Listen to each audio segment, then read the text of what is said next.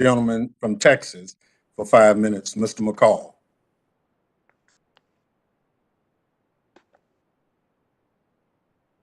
On a recent confirmation. You and I think, have seen this movie before.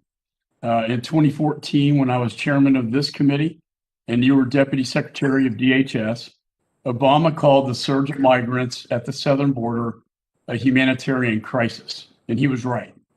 And today, we're seeing another surge at our southern border. We've both seen this movie before, and we know the plot, and we know the outcome. As chief of counterterrorism and national security for the U.S. Attorney in Texas, I learned that deterrence does work firsthand. In fact, Mr. Secretary, you were a federal prosecutor in a border state yourself.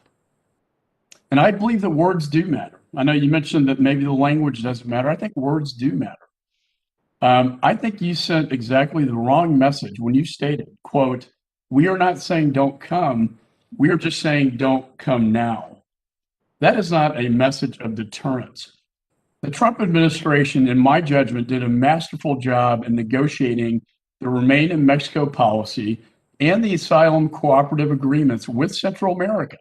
It was actually a foreign policy achievement, and it worked. Migrants would have to wait in Mexico for their asylum trial, and the border was under control.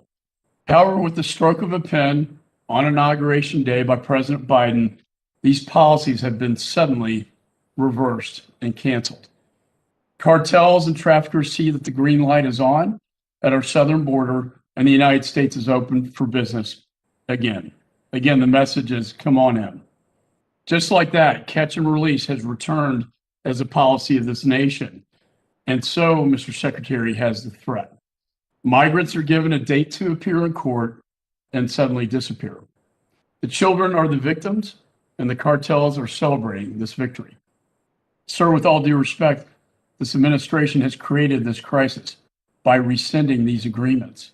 And just yesterday, you said, quote, "We are on pace to encounter more individuals on the southwest border than we have in the last 20 years. That is staggering. And I appreciate your honesty. I agree with you. It is going to be the most we've seen in 20 years. You may call that only a challenge, but I call that a crisis. So I must ask this question. Why in the world did this administration and President Biden basically shred the Trump administration's asylum agreements with Mexico and Central America? This administration's actions have had a direct cause and effect on this humanitarian and border crisis. What was this administration and the president thinking? Congressman, it's nice to see you again, and I'm very proud of the work that we did together when I was the deputy secretary and you were the chairman of this very esteemed committee. Sometimes the tools of deterrence defy values and principles for which we all stand.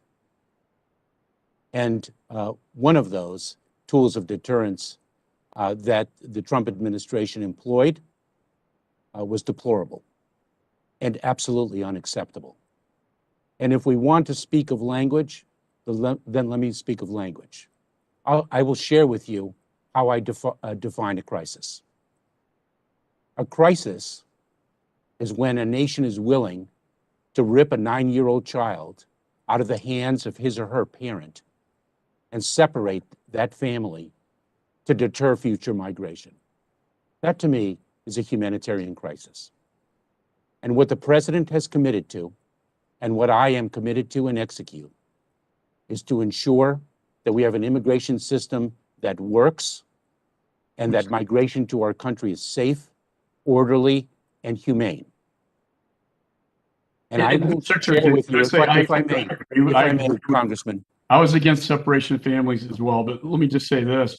By rescinding these, I think, I'm now the Republican leader of the Foreign Affairs Committee, so I look at this also from a foreign policy standpoint. I think it was a blunder to rescind these agreements, which have created this exact problem and have put these children in jeopardy, and you're seeing the separation again. I think you know, what is happening down there, and you and I have been down there so many times, the kids, children, the babies down there, what a humanitarian crisis it is. I don't think it's a coincidence that on inaugural day, the president rescinded this foreign policy, and then all of a sudden, within February, we have hundreds of thousands of people coming in, and a projected Congressman- million by the end of the year.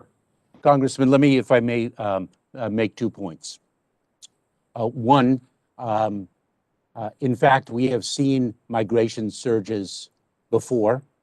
2019 was extraordinary, 2014, and before then. And the bottom line is, and this is something about which we all agree, the immigration system is broken, and it is in need of legislative reform.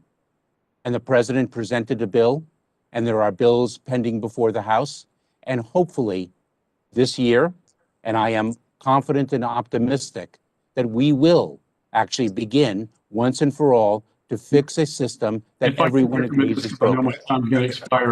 Gentlemen's time, Remain the Mexico policy again. gentlemen's time has expired. Chair recognizes the gentleman from Rhode Island for 5 minutes, Mr. Langevin. I Thank you, Mr. Chair.